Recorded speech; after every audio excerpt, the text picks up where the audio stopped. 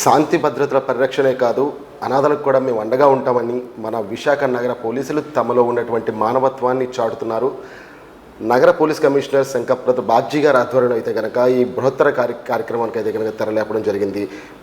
నగర పురవీధుల్లోనే కాదు, నగర శివారు ప్రాంతాల్లో కూడా ఉన్నటువంటి భిక్షాటన చేస్తూ ఏ దిక్కు లేని వారికి మేము అండగా ఉంటామని చెప్పి ఈరోజు పోలీస్ విభాగం అంతా కూడా వారికి అండగా నిలుస్తూ వారికంటే ఒక ఆశ్రయాన్ని కల్పించడమే కాకుండా వారికంటే ఒక గుర్తింపును కూడా తీసుకొస్తున్నారు. ఈ బృహత్తర కార్యక్రమానికి ఆలోచన ఏ విధంగా వచ్చిందని ఈరోజు మనతో పాటు కమిషనర్ గారు ఉన్నారు. కమిషనర్ గారిని అడిగి తెలుసుకునే ప్రయత్నం చేద్దాం. సార్, ముందుగా మీకు థ్యాంక్స్ చెప్తున్నాను సార్. ఇంతటి మంచి కార్యక్రమం అంటే ఎవరికి రాని ఆలోచన సార్. ఎక్కడ పడితే వాళ్ళని వదిలేసి వాళ్ళు భిక్షాటన చేసుకుంటూ వాళ్ళ ద్వారా కూడా క్రైమ్ పెరుగుతూ వస్తున్న నేపథ్యంలో ఇటువంటి ఆలోచన ఏ విధంగా వచ్చింది సార్? అసలు ఇప్పుడు ప్రతి నగరంలో చాలామంది బిచ్చం అడుగుతూ ఉంటారు. అందులో చాలామందికి వ్యాధులు ఉన్నా కూడా ట్రీట్మెంట్ సరిగ్గా జరగట్లేదు. కొందరికి కుటుంబ సభ్యులు ఎక్కడ ఉన్నారో అది కూడా తెలియదు. తల్లిదండ్రులు ఎవరు గుర్తు రావట్లేదు. కొందరికి ఒక మూఠాగా తయారు చేసుకొని కొందరు నడిపిస్తున్నారు. చాలామంది రోడ్ పక్కన ఫుట్పాత్ మీద పడుకుంటారు. ఆకస్మికంగా ఒకరోజు చచ్చిపోతారు వైద్యం లేక. కొందరు ఇలా రోడ్ పక్కన పడుకొని ఉంటే రాత్రిపూట ఎవరైనా బండి నడుపుతూ వాళ్ళు మీదికి వెళ్తారు, వాళ్ళు అలా చచ్చిపోతారు. కొందరిని స్టోన్ మ్యాన్ లాగా కొందరు వచ్చి చంపేస్తారు. మన వైజాగ్ నగరంలోనే లాస్ట్ కొన్ని 2 months 3 monthsలో ఇద్దరు అలా చనిపోయారు. ఇదంతా చూస్తే నాకు బాధ కలిగింది.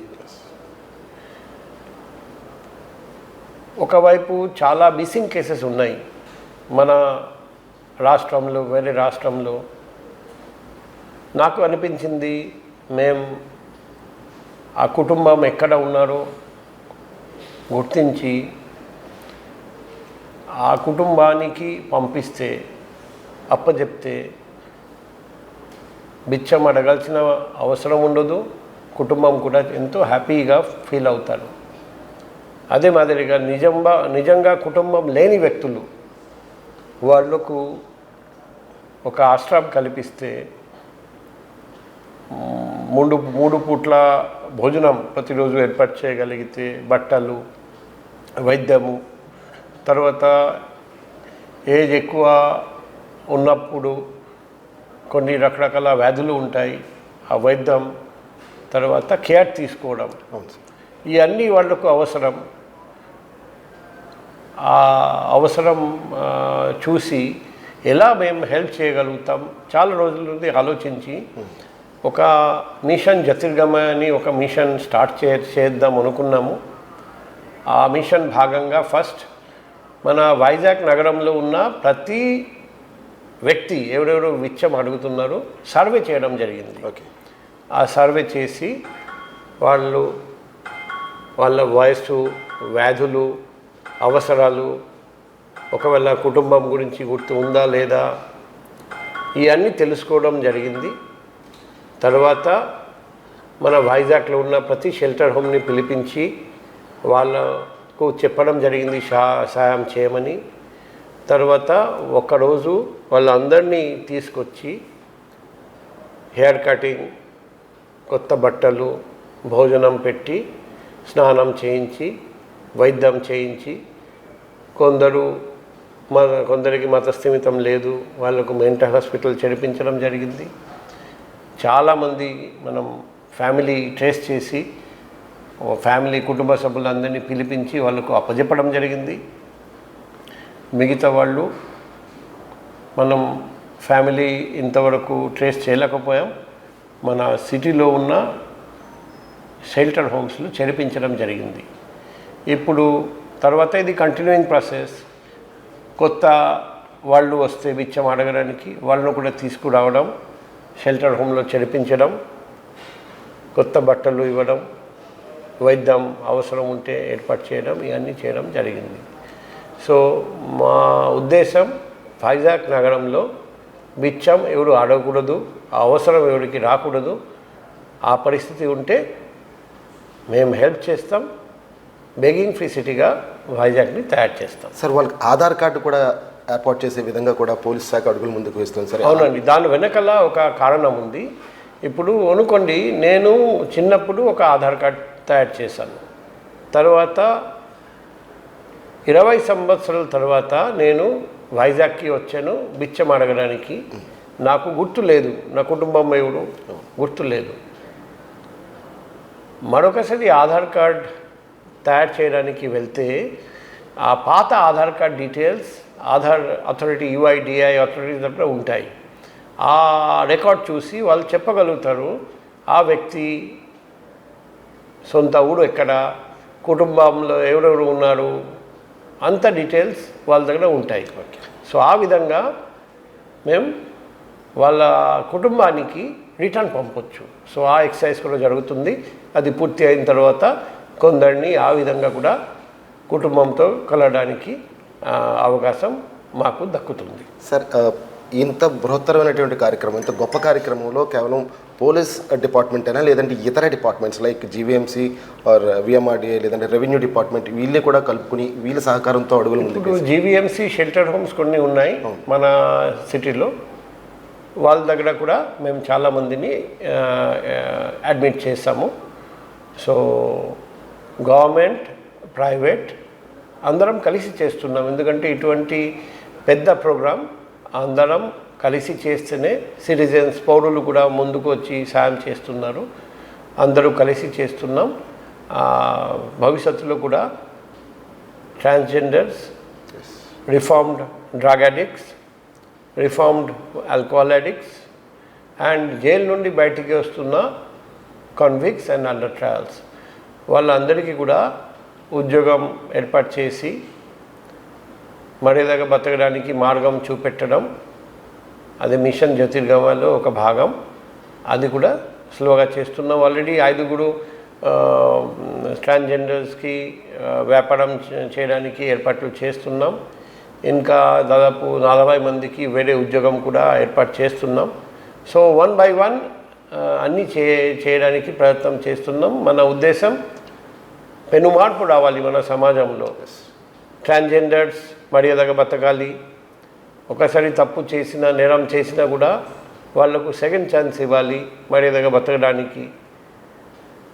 ఒకసారి మందు త్రాగాడు, బాగా అలవాటు అయిపోయింది, అడిక్ట్ అయిపోయాడు, ఇప్పుడు మార్పు కోసం ప్రయత్నం చేస్తున్నారు. మేము హెల్ప్ చేద్దాం, ఉద్యోగం ఏర్పాటు చేస్తాం. సిమిలర్లీ ఇంతకుముందు డ్రగ్స్ సేవించారు, గాంజాయి సేవించారు, ఇప్పుడు మార్పు కోసం కోరుకుంటున్నారండి. అటువంటి వ్యక్తికి కూడా హెల్ప్ చేద్దాం. సో ఈ అందరికీ మనం హెల్ప్ చేయగలిగితే ఖచ్చితంగా మన వైజాగ్ నగరంలో పెను మార్పు వస్తుందని నేను భావిస్తున్నాను. సార్ ఇప్పటికీ మిమ్మల్ని ఇన్స్పిరేషన్గా తీసుకుని చాలామంది పోలీస్ విభాగంలో కూడా, అంటే ఉదాహరణకి పెందుర్తి సర్కిల్ ఇన్స్పెక్టర్ కావచ్చు, వీళ్ళు కూడా సుమారు 50,000 రూపాయల దగ్గరలో ఉన్నటువంటి లోయాల వృద్ధాశ్రమానికి డొనేట్ చేయడం జరుగుతుంది. సార్ ఇటువంటి వారిని కూడా ప్రోత్సహిస్తూ ముందుకు వెళ్తుంటే మరింత విజయం సాధిస్తారని మా ఛానల్ తరపున కూడా కోరుకుంటున్నాం. సార్ ముఖ్యంగా విశాఖ నగర వాసులకు మీరు ఇచ్చే సలహా సూచనలు ఏమైనా ఉన్నాయి సార్? ఇది ఒక పెద్ద కార్యక్రమం. మీరు అందరూ మా ముందుకు వచ్చి మాకు సహకరించాలి. మీ దగ్గర మీ చుట్టుపక్కల ప్రాంతంలో ఎవరైనా బిచ్చం అడుగుతూ ఉంటే మా సెల్ నంబర్ 7995095799 ఈ నంబర్కి కాల్ చేయండి. మేము ఆ బిచ్చం అడిగే వ్యక్తికి ఆశ్రయం కల్పిస్తాం. అదే మాదిరిగా మీరు ఉద్యోగం కల్పించడానికి మార్గం చూపెట్టగలిగితే మా దగ్గరికి రండి.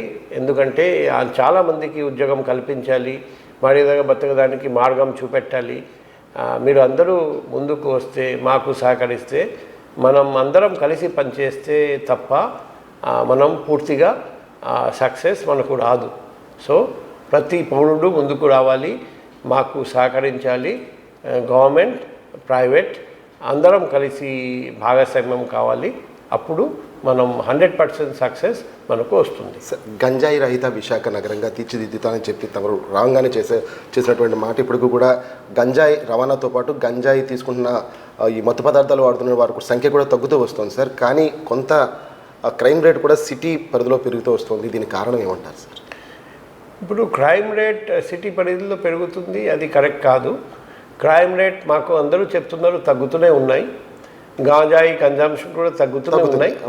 కానీ ఇంకా ఫర్దర్ ఇంప్రూవ్మెంట్ చేయాలంటే మనకు ఒక ముఖ్యమైన ప్రాబ్లం వచ్చేసి కొరత, స్టాఫ్ షార్టేజ్. సో అందుకే మేము ఆల్రెడీ 8 డ్రోన్స్ సిఎస్ఆర్ యాక్టివిటీస్ ద్వారా దాతలతో మాట్లాడి తెప్పించాము. మా టార్గెట్ వచ్చేసి ప్రతి స్టేషన్, మా దగ్గర 22 లా అండ్ ఆర్డర్ స్టేషన్స్ ఉన్నాయి. కనీసం 44 అంటే ప్రతి స్టేషన్కి 2 చొప్పున ఇవ్వగలిగితే ఇది డ్రోన్ ఫోర్స్ మల్టిప్లయర్గా పనిచేస్తుంది. అదే మాదిరిగా షహరం మన సిటీలో ప్రతి చోట లైట్, ప్రతి చోట సీసీటీవీ ఫుటేజ్, సీసీటీవీ కవరేజ్, ఇది మనకు చాలా అవసరం. ఆల్రెడీ జీవీఎంసీ కమిషనర్ గారికి రిక్వెస్ట్ చేశాము, మేయర్ గారికి రిక్వెస్ట్ చేశాము ఈ లైట్స్ అండ్ సీసీటీవీ కోసం. అండ్ డ్రోన్ కోసం రెగ్యులర్గా రిక్వెస్ట్ చేస్తున్నాం అందరికీ. సో ఈ అన్నీ వస్తే ఆల్రెడీ 89 టూ వీలర్స్ కూడా కొత్తగా వచ్చినాయి. అవి కూడా టూ వీలర్ పెట్రోలింగ్ బాగా బలోపేతం చేసాం. ఈ డ్రోన్స్, సీసీటీవీ లైట్స్ వస్తే అండ్ ఈ డిసెంబర్ 4 తర్వాత 34 మంది కొత్త ఎస్ఐలు జాయిన్ అవుతారండి. సిమిలర్లీ నెక్స్ట్ ఇయర్ కానిస్టేబుల్స్, కొత్త కానిస్టేబుల్స్ కూడా జాయిన్ అవుతారండి. అప్పుడు మ్యాన్ పవర్ కూడా పెరుగుతుంది. డెఫినెట్గా మంచి ఫలితం వస్తుంది, మంచి పరిణామం వస్తుంది. వైజాగ్లో క్రైమ్ రేట్ ఫర్దర్ తగ్గిపోతుందని నేను భావిస్తున్నాను. సరే, ఎప్పటికప్పుడు కూడా అది మనకి ఎగ్జాంపుల్ మీరు ప్రతి నెల నిర్వహించే మేళా కార్యక్రమం కూడా మనకు పూర్తిగా అర్థమవుతుంది సార్. ఎందుకంటే రికవరీ కూడా చాలా వరకు కూడా పెరుగుతూ వస్తుంది, అంటే క్రైమ్ రేట్ తగ్గుతుందని అర్థం. ముఖ్యంగా సార్ విశాఖ చుట్టుపక్కల ప్రాంతాలు అంటే నగర శివారు ప్రాంతాల్లో ఉన్నటువంటి ఖాళీ ప్లేసుల్లో కొంచెం ఇంకా గస్తీ అని చెప్పి కొంతమంది కోరుతూ వస్తున్నారు. అదే కరెక్ట్. ఎందుకంటే అటువంటి ఖాళీ ప్లేస్లోనే గాంజాయి సేవించడం, లేకపోతే మందు త్రాగడం ఇవన్నీ జరుగుతాయి. సో అందుకే అటువంటి ఖాళీ ప్లేస్ కవర్ చేయాలంటే మా దగ్గర స్టాఫ్ లేదు. అందుకే మేము డ్రోన్ అడుగుతున్నాం. ఇంకా కొన్ని డ్రోన్స్ మనం తెప్పించగలిగితే ఖచ్చితంగా ఇంకా బెటర్ పోలీసింగ్ సాధ్యమవుతుంది. సో ఆల్రెడీ కార్పొరేట్ సెక్టర్కి రిక్వెస్ట్ చేశాము, ప్రజాప్రతినిధులు అందరికీ రిక్వెస్ట్ చేశాము, దాతలకు రిక్వెస్ట్ చేసినాం, మీరు ముందుకు రండి. వైజాగ్లో ఇంకా బెటర్ పోలీసింగ్. ఆల్రెడీ మనకు తెలుసు మన ఇండియాలో వైజాగ్కి ఫస్ట్ ర్యాంక్ వచ్చింది సేఫ్టీ ఫర్ విమెన్. అది మన అందరికీ గర్వకారణం, మన రాష్ట్రానికి గర్వకారణం. ఈ అంతా ఎలా సాధ్యమైందంటే ఏ మహిళ, ఆడ బిడ్డ ఇబ్బంది ఉంటే వెంటనే నాకు కాల్ చేస్తారండి. నాకు ప్రతిరోజు 100 మంది కాల్ చేస్తారండి. చేసి ఏదైనా ఇబ్బంది ఉంటే మేము హెల్ప్ చేస్తున్నాం, భద్రత కల్పిస్తున్నాం. కానీ ఇంకా చేయాల్సిన పనులు చాలా ఉన్నాయి. సో ప్రజలందరూ, పౌరులందరూ హెల్ప్ చేస్తే, సహకారం చేస్తే ఇంకా బెటర్ పోలీసింగ్ ఖచ్చితంగా మనం ఏర్పాటు చేయగలం. Thank you so much sir. Thank you sir. నిజంగా మీరు వచ్చిన తర్వాత మీ హయాంలో కూడా విశాఖ సిటీ చాలా క్లీన్ అండ్ గ్రీన్గా, అదేవిధంగా నేరరహిత నగరంగా కూడా ముందుకు వెళ్తుంది సార్. నిజంగా మీలాంటి ఆఫీసర్స్ మరింత మంది మా దగ్గర రావాలి, అదేవిధంగా మా విశాఖ నగరాన్ని మరింత అభివృద్ధి పథంలో నడిపించాలని కోరుకుంటున్నాను సార్. Thank you sir. ఇది చూసాం కదా, నేర నియంత్రణ అదేవిధంగా ప్రజా సంరక్షణ కూడా తమ బాధ్యతగా ముందుకు వెళ్తున్నామని చెప్తున్నారు. అయితే ప్రభుత్వం ఎన్ని ఏర్పాట్లు చేసినా, ఎన్ని నూతన ఆవిష్కరణలు చేసినప్పటికీ కూడా ప్రజల సహకారం చాలా అవసరమని చెప్పి ఈరోజు కమిషనర్ గారు చెప్పడం జరుగుతుంది. అదేవిధంగా విశాఖ నగరంలో ఇప్పుడు కూడా ఉన్నటువంటి శాంతి భద్రత కొనసాగుతూనే ఉంటుంది. భవిష్యత్తులో కూడా కొన్ని ప్రత్యేకమైనటువంటి ఏర్పాట్లు చేస్తూ ముందుకు వెళ్తున్నాము. వీటన్నిటికీ కూడా కొంతమంది దాతలు, అదేవిధంగా ప్రజాప్రతినిధులు, అధికారులు, అదేవిధంగా ప్రజలు కూడా పూర్తి సహకారాలు అందించాలని చెప్పి కమిషనర్ పిలుపునిచ్చడం జరుగుతుంది. ఇది ప్రస్తుతం విశాఖ నగరానికి సంబంధించినటువంటి బిచ్చగాళ్ల ఆదరణ, అదేవిధంగా క్రైమ్కి సంబంధించినటువంటి పూర్తి సమాచారం. కెమెరామ్యాన్ ఉదయ్తో ప్రసాద్, జీటీవీ న్యూస్, విశాఖపట్నం నుంచి.